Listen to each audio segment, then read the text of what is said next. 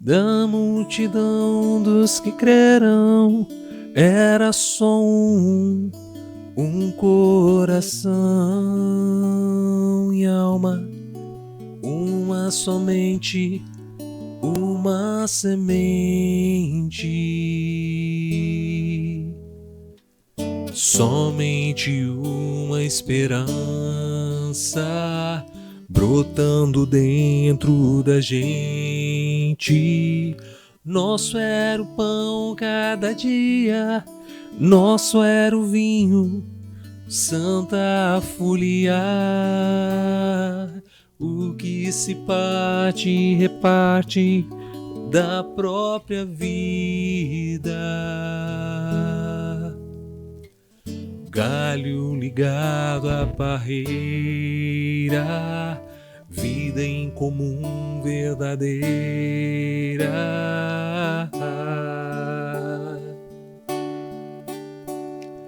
Sempre grande poder, curas, milagres de Deus. Sempre transformação, Cristo Senhor ressurgiu. Da multidão dos que crerão, era só um coração e alma, uma somente, uma semente, somente uma esperança brotando dentro da gente. Nosso era o pão cada dia, nosso era o vinho, santa folia. O que se parte e reparte da própria vida. Galho ligado à parreira, vida em comum verdadeira.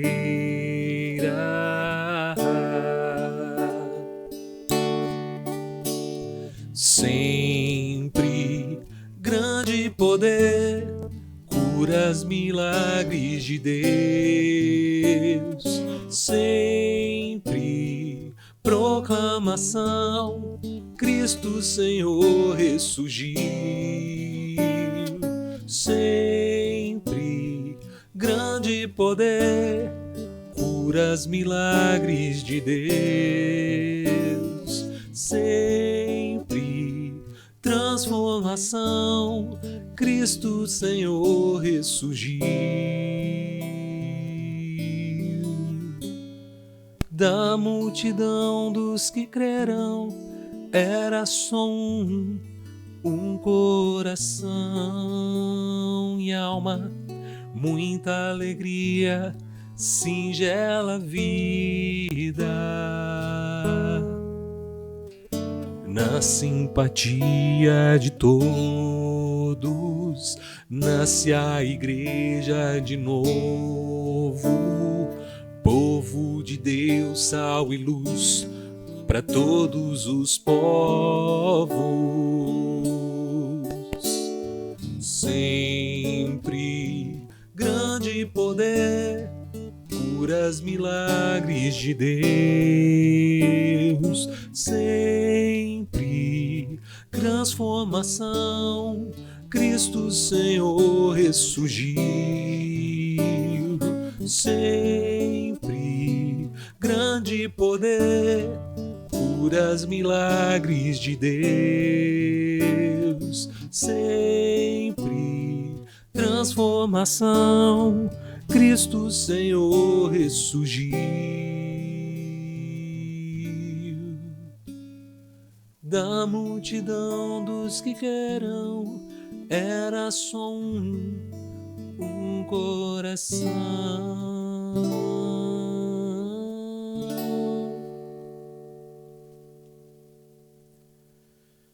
Senhor Jesus, clamamos pela Tua presença no nosso meio. Nós nos reunimos em Teu nome essa noite e te pedimos, Pai querido, Espírito Santo, vem estar conosco. Fala aos nossos corações hoje e leva-nos a meditar e compreender de forma mais profunda aquilo que o Senhor tem para nós. É o que nós te pedimos, Senhor, no nome de Jesus. Amém.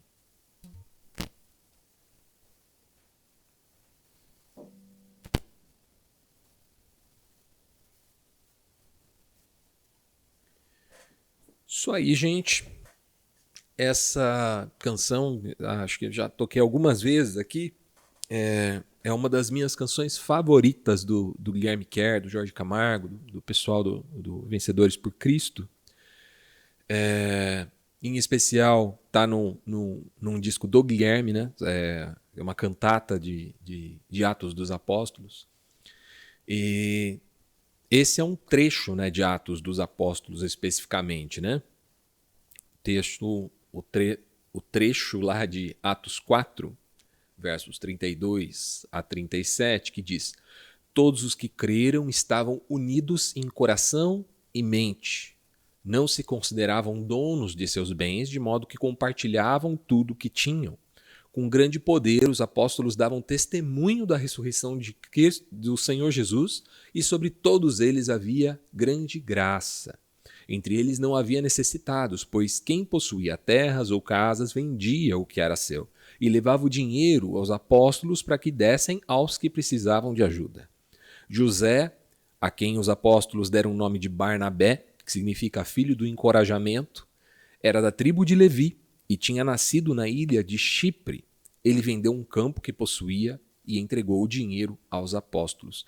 Eu acho muito interessante essa história de Barnabé, filho do encorajamento, filho do consolador, porque Bar é o radical para filho de, né?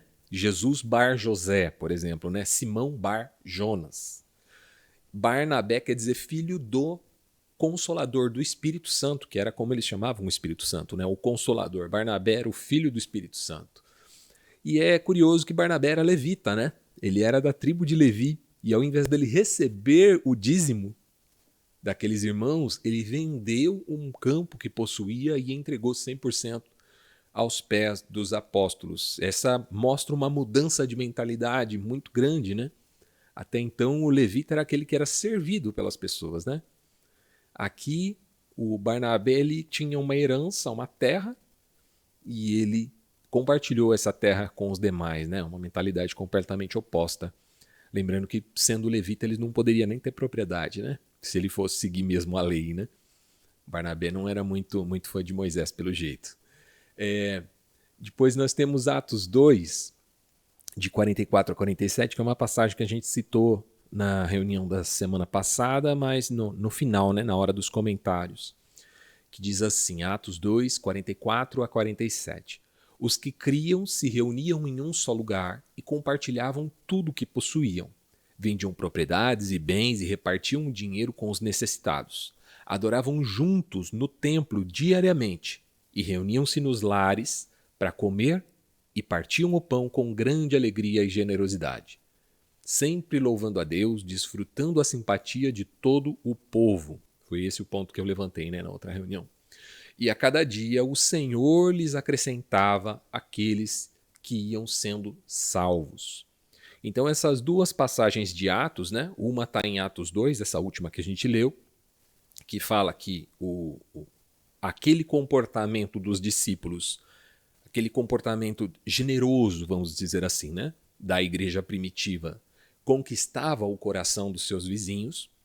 Já o verso de Atos 4 diz que, o trecho de Atos 4 diz que eles não consideravam seu nada do que possuíam, entregavam os apóstolos que repartiam aos que precisavam de ajuda.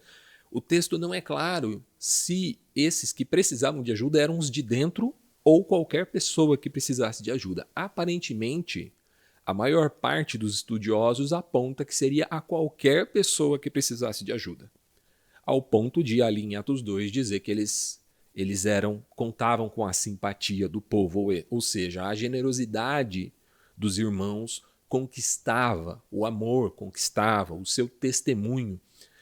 No primeiro texto que a gente leu, É bem interessante no versos 23, que diz que com poder, 33, perdão, Atos 4, 33, com grande poder os apóstolos davam testemunho da ressurreição do Senhor Jesus e sobre todos eles havia grande graça. Duas palavras-chave, né? Testemunho e graça. Havia graça sobre eles, ou seja, havia generosidade, perdão, misericórdia, favor imerecido sobre aqueles irmãos. O comportamento deles espelhava esse caráter, essa característica de Deus gracioso, um Deus misericordioso, um Deus compassivo, né? Eu queria que vocês comparassem esses dois relatos de Atos 2, 44 a 47 e Atos 4, 32 a 37 com a notícia que eu vou ler agora. Após ameaças do traficante Peixão, igrejas católicas fecham as portas no complexo de Israel. Depois de proibir terreiros de matrizes africanas, o traficante Álvaro Malaquias Santa Rosa, conhecido como Alvinho ou Peixão, decidiu que as igrejas católicas de Brás de Pina e Parada de Lucas, na zona norte do Rio, não poderão mais celebrar missas, casamentos ou batizados. Segundo católicos, motoqueiros armados com fuzis que estariam cumprindo ordens de Peixão foram nessa sexta-feira às paróquias e ordenaram que não fossem realizados casamentos ou batizados. Até a festa junina lá foi cancelada também. Isso tudo foi no mês passado, tá, pessoal? Há quase uma década é Peixão quem dá as cartas na região. Em 2016, ele deixou passar as Olimpíadas do Rio para não chamar a atenção da polícia e invadiu a Cidade Alta. Aos poucos foi expandindo seus domínios para as favelas vizinhas como Pica-Pau e mais recentemente Cinco Bocas, formando com Parada de Lucas e Vigário Geral o Complexo de Israel. Peixão foi criado por uma mãe umbandista que recebia um santo herê vestida de branco, comia pipoca e doces de criança na esquina da Avenida Brasil. Hoje ele adota e prega um discurso de povo escolhido. Mandou colocar Estrela de Davi no topo da Cidade Alta e desenhou bandeiras de Israel por toda parte. Seu bando passou a ser chamado de Tropa de Arão. Hoje o grupo é conhecido como o Terceiro Comando Puro, TCP, segunda maior organização criminosa do Rio de Janeiro. Além de comandar o Complexo de Israel, Peixão atua há anos pregando em uma rádio e também em igrejas da Assembleia de Deus dos Ministérios Últimos Dias e Portas Abertas. Ele é procurado pela polícia com 10 mandados de prisão por tráfico, assassinato, ocultação de cadáver, entre outras.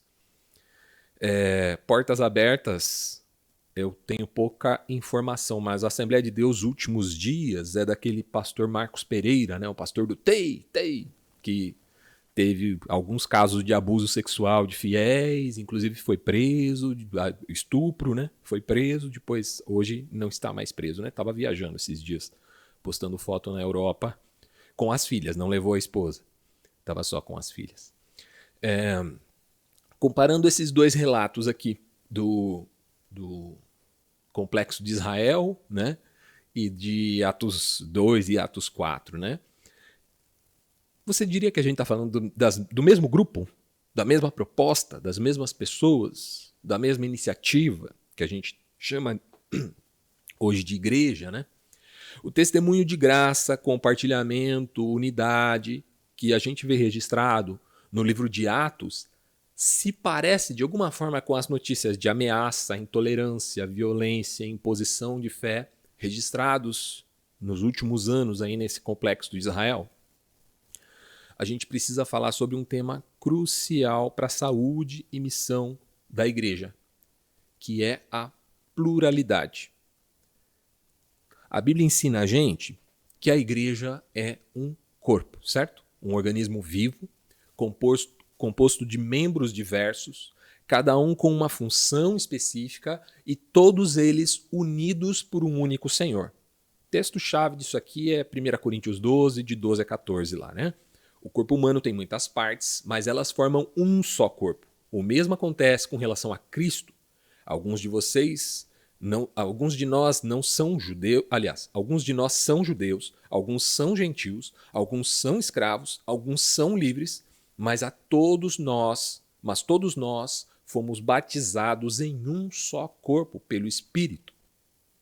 e todos recebemos o privilégio de beber do mesmo Espírito. De fato, o corpo não é feito de uma só parte, mas de muitas partes. Essa imagem que Paulo traz em 1 Coríntios 12 mostra que a igreja não é um monolito.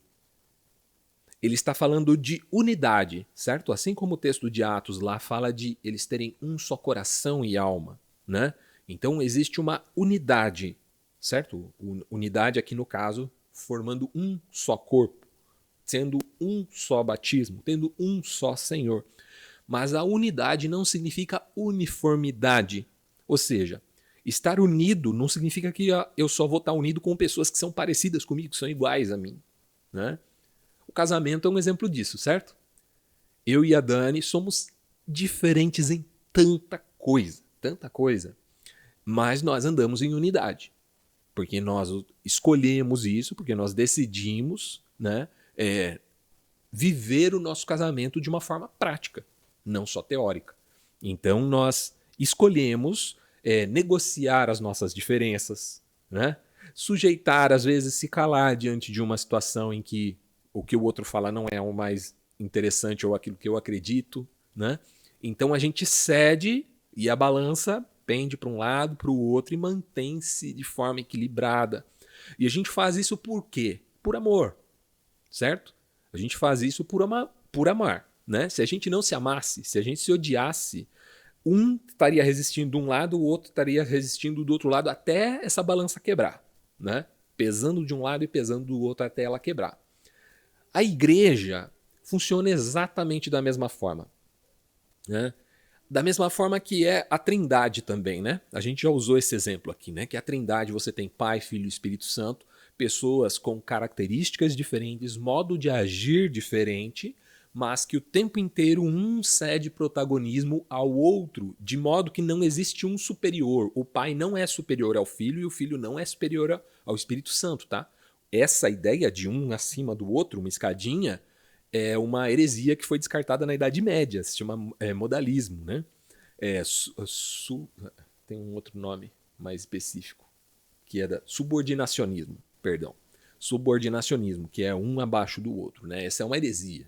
Jesus é o Senhor sobre tudo.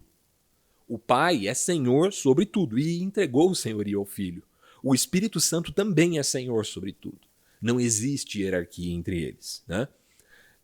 Da mesma forma na igreja, né? A diversidade da igreja significa só que nós somos membros diferentes de um mesmo corpo. Se a gente continuasse a ler esse texto, né, de Paulo aos Coríntios, ele vai dizer exatamente isso. Ele vai dizer assim, como é que uma parte do corpo pode achar que não precisa da outra? Ou uma parte do corpo pode se achar mais importante do que a outra? Na verdade, até as partes do corpo, que são aquelas que a gente tem mais vergonha de mostrar, são as que a gente dá mais importância. Então, não existe uma parte do corpo em que a gente possa abrir mão, né? Da mesma forma na igreja. Cada característica, essa diversidade é o que nos faz corpo de Cristo. Se nós fôssemos todos iguais, nós não formaríamos corpo de Cristo. A gente vê um exemplo similar também, que já dá um sinal disso, na comunidade dos discípulos, né? Quando a gente olha para a história da igreja, a gente vê que Jesus selecionou os seus discípulos de modo muito plural, de modo muito coletivo, diverso, né? Ele escolheu entre os 12 pescadores, cobradores de impostos e até mesmo um rebelde que hoje poderia ser chamado de terrorista, né? Simão Zelote. Simão Zelote era alguém que assassinava romanos. Isso era o que os zelotes faziam, os zelotas, né, faziam. Eles assassinavam romanos, né? Queria chutar os romanos de lá de qualquer forma para que os judeus estivessem livres daquela opressão. E, ao mesmo tempo, um cobrador de impostos que cobrava impostos para Roma e faziam parte do mesmo grupo. Vamos dizer, o assassino e um cara que poderia ser, inclusive, uma vítima desse assassino. Faziam parte do grupo dos discípulos de Jesus. Então você tinha pessoas de níveis sociais diferentes, nível econômico diferente, nível de conhecimento, cultura variada, de diferentes regiões de Israel, criados em contextos diferentes e por aí vai. E também a gente não pode esquecer das mulheres que participaram ativamente do ministério de Jesus, né? A mulher samaritana, que foi a primeira pessoa para quem Jesus revelou que ele era o Filho de Deus. Ele diz para ela, sou eu que falo contigo. Quando ela fala, né? Eu sei que um dia vai vir o Messias e ele vai revelar todas as coisas. Ele responde para ela, sou eu que falo contigo. Foi a primeira vez que Jesus revelou quem ele era. Foi transparente sobre quem ele era. Também teve a Maria Madalena, que foi a primeira pessoa a ver Jesus ressuscitado. E pelo que a gente tem nos relatos bíblicos, era uma daquelas que mantinha, que suportava financeiramente o ministério de Jesus. Porque era uma pessoa que tinha posses, né? Também teve Marta, né? Que amava servir, né? E preocupada com estar tudo organizado, tudo muito bem. E ela servia, talvez ela não fosse tão rica quanto Maria Madalena, mas ela entregava aquilo que ela tinha, a sua mão de obra, né? Para ajudar a suportar o ministério de Jesus. E tinha Maria, a irmã dela, que era aquela que amava aprender, né? Então você tinha uma que amava servir e a outra que amava aprender. Quando uma discute com a outra sobre isso, Jesus fala, sua irmã escolheu. Isso não vai ser tirado dela, né? Então você também escolheu. Você ama servir, sirva com alegria. Ela ama aprender, que ela aprenda com alegria, né? Então, aqui a gente percebe o protagonismo, a importância de pessoas completamente diferentes, até mesmo duas irmãs, né? Com forma de pensar, forma de agir, caráter, personalidade completamente diversa uma da outra. Essas são apenas alguns exemplos, né, de mulheres que desempenharam papéis importantes na história da salvação, mas enfim. Só para sinalizar que essa pluralidade está presente desde a origem da igreja, desde o início dos seguidores de Jesus. Então a gente não está falando aqui de uma modernidade, não é? Quando você fala que a igreja tem que ser plural, as pessoas às vezes pensam, pô, esse povo tá moderninho mesmo, hein? É o mundo entrando na igreja. Não, era assim desde o princípio. Sempre foi diverso, sempre foi plural. A gente não está tentando ser politicamente correto quando a gente diz que a igreja tem que ser diversa, tem que ser plural. A pluralidade na igreja não é uma questão só de justiça social. Não é uma questão só de equilibrar uma balança social, de dar destaque para mais pessoas. Não é sobre isso. A pluralidade na igreja é uma necessidade para a missão de Deus. A igreja precisa refletir a diversidade para poder alcançar todas as pessoas com o evangelho. Essa diversidade é o que nos faz nos identificar com o mundo. E você sabe que isso é importante? Se não fosse importante, Jesus não havia se encarnado como um ser humano banal, comum, filho de um trabalhador braçal. Ele fez isso por quê? Porque ele assumiu a nossa identidade. E quando nós queremos espelhar Jesus, nós não podemos nos isolar em uma identidade que não se identifica com o mundo. Nós precisamos, sim, estar presentes, pisando no chão, sentindo as dores e as realidades diferentes. E a partir daí a gente consegue comunicar Jesus de acordo com aquele ambiente, de acordo com a forma como aquela pessoa consegue escutar. Foi isso que Jesus fez com a gente. É isso que a gente faz com os outros. Como eu sempre cito, 1 João 3,16. Porque Cristo deu a sua vida por nós, e nisso a gente conhece o amor.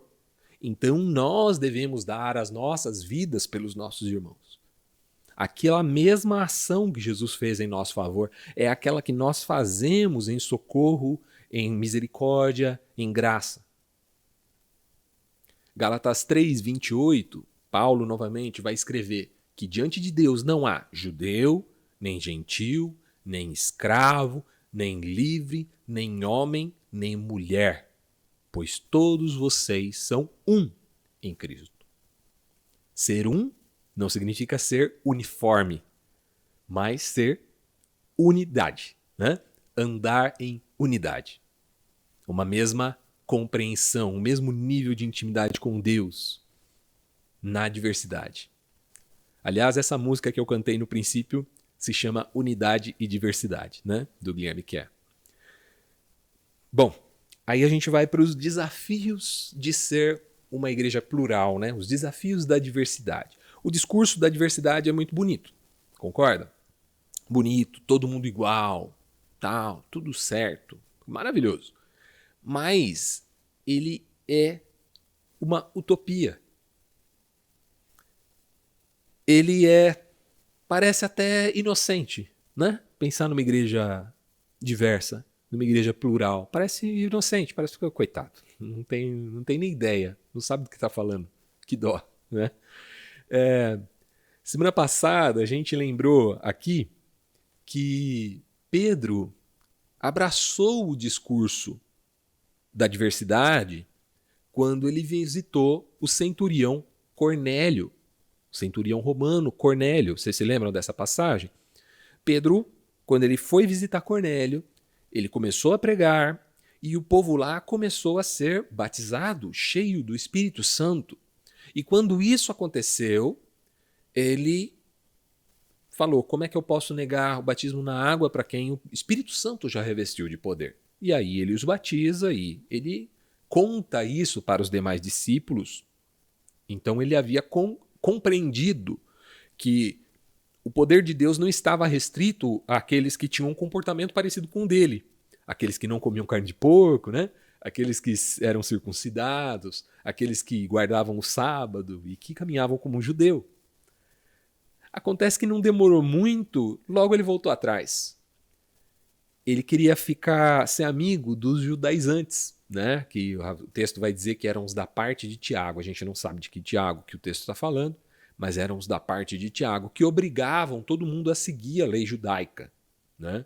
Se quisessem seguir a Jesus. E Pedro começa a ceder a esse discurso, e quando eles chegam, ele começa a andar com eles e abandona aqueles outros, os gentios, né? Os que não eram judeus. A hipocrisia de Pedro foi denunciada por Paulo, né? No primeiro concílio. Paulo, na frente de todos os outros apóstolos, o texto diz que ele apontou o dedo na cara de Pedro, por causa da hipocrisia dele. Então, viver essa diversidade é um desafio constante. Até mesmo Pedro, que havia sido talvez o primeiro, foi de fato, né, pelo relato bíblico, o primeiro a levar a mensagem do evangelho para os não-judeus, talvez antes dele, Jesus, né, com a mulher samaritana, com o gadareno e com alguns outros que não eram judeus, Pedro foi o primeiro discípulo a fazer isso. Mas em pouco tempo ele já tinha voltado atrás dessa posição, a ponto de ser repreendido por Paulo.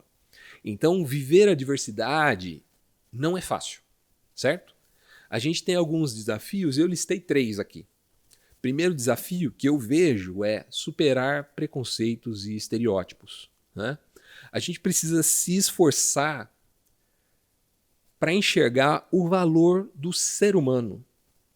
Enxergar quanto vale, quanto custa um ser humano, independente da sua história, independente da sua cor, independente da sua origem cultural, independente da sua origem religiosa, independente da opinião que ele tem sobre qualquer coisa.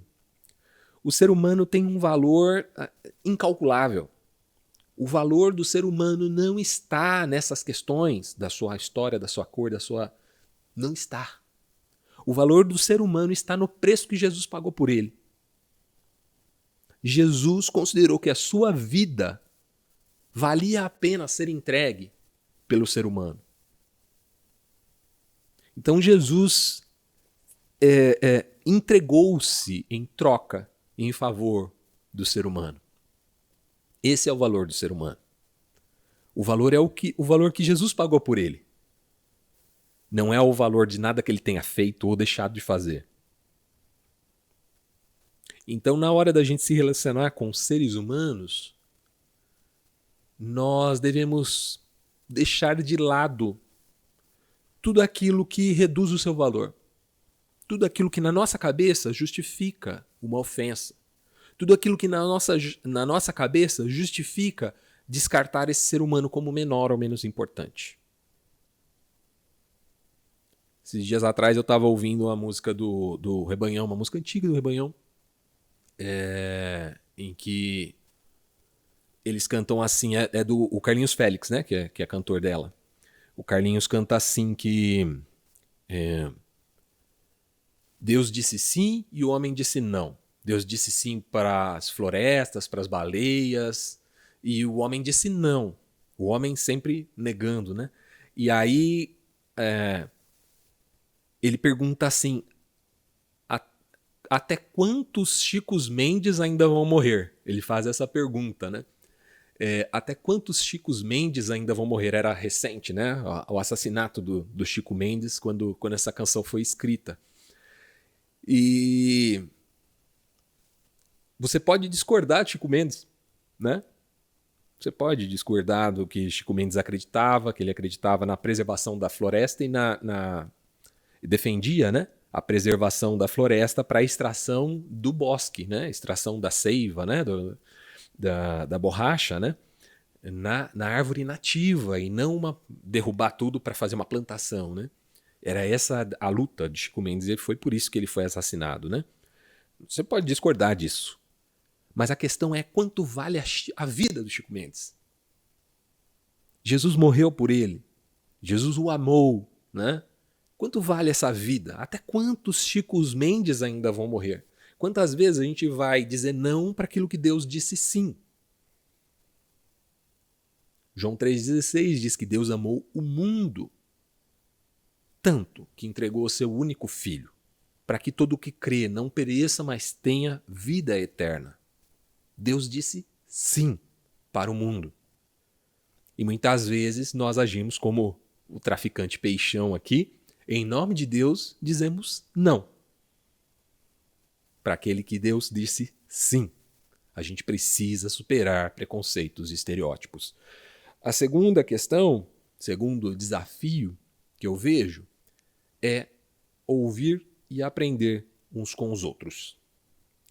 Viver numa comunidade plural, com pontos de vista diversos, com experiências de vida diversas, com classes sociais diversas, com nível de instrução diverso, desafia a gente a sair da nossa zona de conforto. A gente é obrigado a abrir o coração para perspectivas diferentes, para experiências diferentes, e entender o que o outro está vivendo, o que o outro viveu e o que levou ele até aquele lugar. Aqueles que pensam diferente podem ensinar coisas para a gente que a gente não aprenderia de nenhuma outra forma. Só é possível a gente absorver esse conhecimento interagindo e aprendendo e ouvindo essas pessoas. Enquanto eu permanecer fechado no meu mundinho, eu não vou conseguir aprender, ouvir e aprender com os outros. Eu acho ótima a resposta de Jesus quando perguntam para ele onde você mora. Ele diz, venha ver.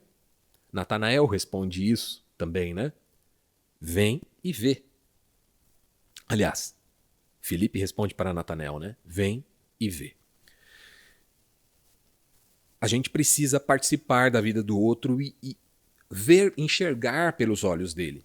E a forma da gente fazer isso é só pode acontecer quando a gente se relaciona com pessoas diferentes da gente. Enquanto a gente estiver no nosso mundinho, vivendo do nosso jeito, a gente não vai poder experimentar isso. Tem mais dois aspectos. O terceiro desafio é o desafio de construir pontes de compreensão e amor. A gente precisa trabalhar para criar um ambiente de respeito e acolhimento, que vai entrar no tema da semana que vem, né?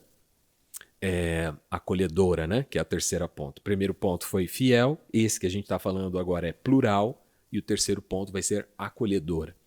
Então, nós precisamos trabalhar para criar um ambiente de acolhimento, um ambiente que construa pontes. Nós somos embaixadores do reino de Deus. E qual que é o nosso propósito como embaixadores? Reconciliar o mundo com Deus. Espera, nós não estamos aqui para julgar o mundo? Nós não estamos aqui para trazer juízo de Deus? Não. Jesus também não estava para isso.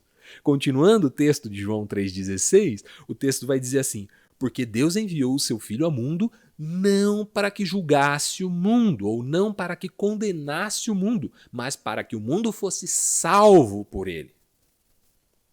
O evangelho não existe para reduzir ninguém, para condenar ninguém, para apontar o pecado de ninguém. O evangelho existe para resgatar, para salvar, para acolher, para trazer para dentro, não para expelir. A casa de Deus é a casa de todos. Sabe por que Jesus desceu o chicote nos vendedores do templo? Porque eles botaram um pedágio no templo. Limitavam o acesso de todos ao templo. Criaram um mecanismo que impedia as pessoas de se aproximarem. Aí Jesus desceu o rei. Desceu o chicote neles. Porque o que eles estavam fazendo era transformando aquilo numa propriedade particular. E na hora, os discípulos dizem que Jesus afirmou o seguinte: a Escritura diz, a minha casa será chamada casa de oração para todos os povos. Mas vocês fizeram dela um esconderijo de ladrões. A minha casa será chamada casa de oração para todos os povos. Para todo tipo de gente.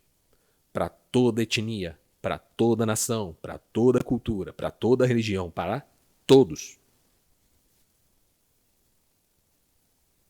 A casa de Deus é a casa de todos. É um lar para quem não tem lar. É pão para quem não tem pão. É abraço, é direcionamento, é conselho. É misericórdia para quem procura. Sem distinção. Por último, um grande desafio é que, para que uma comunidade diversa, plural, continue diversa e plural, só existe um discurso que não pode ser tolerado. É o discurso intolerante. Esse é o paradigma de Karl Popper, né? Eu já falei algumas vezes dele, eu gosto muito. É um filósofo que vai dizer que numa sociedade em que você é autorizado a ser intolerante, logo os intolerantes vão tomar o poder e vão transformar aquela sociedade em uma sociedade intolerante. Para que uma sociedade permaneça tolerante, você precisa expurgar o discurso intolerante. É o único discurso que é proibido. Não sei se vocês conhecem isso, mas nos anos 2000, a Vineyard tinha uma igreja ali na Rua Augusta, em São Paulo. Né? Rua Augusta é conhecido como uma região de traficantes e de prostitutas. Muito rico nisso, muito cheio, né, de traficantes e prostitutas e muitas boates também ali. E a igreja da Vineyard, que chamava Capital Augusta, era a única igreja evangélica na Rua Augusta, né? O que é curioso, né? Porque as ruas geralmente são cheias de igreja evangélica, né? Lá só tinha uma, que era a Capital Augusta, que funcionava num hotel, no salão de um hotel ali. E eles tinham um movimento, né? Ali na Vineyard em São Paulo, que ganhou o nome de Proibido Pessoas Perfeitas. Eles chamavam de PPP, Proibido Pessoas Perfeitas. O que eles queriam trabalhar ali era a ideia de que todos nós somos imperfeitos, né? De que o evangelho é para pessoas imperfeitas.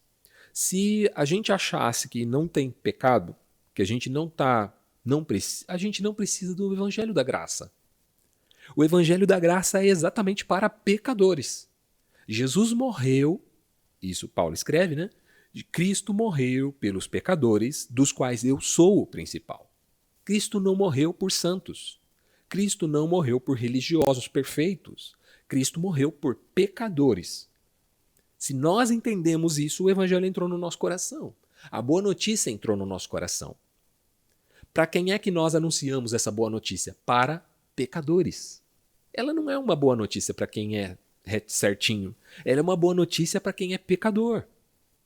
Jesus disse isso quando aquela mulher entrou, ele estava na casa de um fariseu, Simão, comendo com eles, e uma mulher entra e começa a lavar os seus pés ungir, beijar. Um dos textos conta que ela lavava com os cabelos, outro diz que ela quebrou um vaso de perfume muito caro e derramava sobre os pés de Jesus e beijava os pés de Jesus.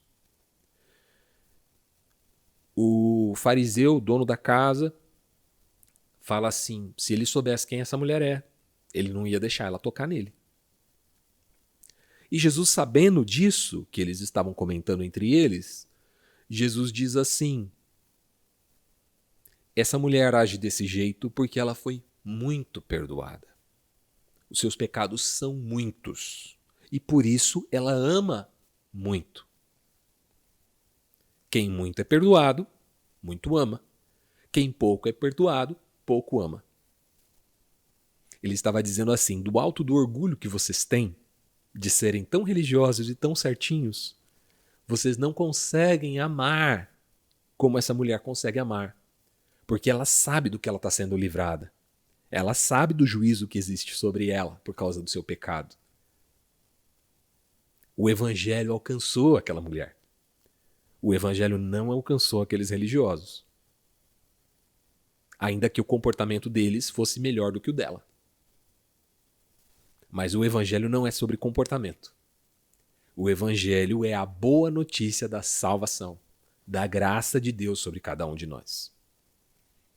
Então, quando nós nos reunimos, nós não podemos perder de vista a ideia de que somos pessoas imperfeitas, de que somos pessoas que não somos melhores uns do que os outros, que eu não posso excluir alguém do meu convívio, né? Eu não posso dizer fulano está dentro da igreja, Beltrano não está. Eu não posso fazer isso. Porque quando eu faço isso, eu estou me colocando na condição de juiz. E quando eu faço isso, eu estou semeando uma comunidade intolerante. Uma comunidade que não preserva o princípio de Cristo, que é estar aberto, casa de oração para todos. Esses são 4 desafios enormes. Preconceito, né? Superar preconceito e estereótipo, ouvir e aprender uns com os outros, construir pontes de compreensão e amor e ser intolerante com a intolerância. Partindo para a nossa conclusão, e ela é muito curta hoje, a igreja é um corpo plural. E essa diversidade é um presente de Deus, é uma dádiva de Deus para todos nós. Que a gente possa abraçar essa realidade de diversidade com alegria e com compromisso de manter essas conexões, ainda que elas sejam diversas, ainda que o encaixe não seja 100% perfeito. A gente deve buscar sempre a unidade da fé e a comunhão através de Jesus Cristo. Mateus 21, 31 e 32, e com esse texto eu encerro, Jesus diz assim, Mateus 21, 31 e 32, eu lhes digo a verdade, cobradores de impostos e prostitutas entrarão no reino de Deus antes de vocês. Pois João veio e mostrou o caminho da justiça, mas vocês não creram nele, enquanto que os cobradores de impostos e as prostitutas creram. E mesmo depois de verem isso, vocês se recusam a mudar de ideia e crer nele. Caminho da justiça. Parece algo no sentido de andar certinho, né? Mas a gente vai falar um pouco mais sobre ele na semana que vem. E até lá eu quero fazer uma pergunta para a gente discutir um pouco aqui e expor alguns pontos de vista também. A pergunta é a seguinte, à luz dessa mensagem, a gente deve tolerar tudo ou deve haver algum limite para essa pluralidade? À luz dessa mensagem, nós devemos tolerar tudo ou deve haver algum limite para essa pluralidade? E aí podemos compartilhar, participar. Fique à vontade aí para abrir o microfone ou levantar a mão se alguém já estiver falando. E vamos lá. Olha só, eu queria primeiro te agradecer, porque se você chegou até aqui, é porque você assistiu essa pregação inteira. Uma vez que você chegou até aqui, você deve ter percebido que no final da mensagem eu dou um espaço para todo mundo interagir e participar.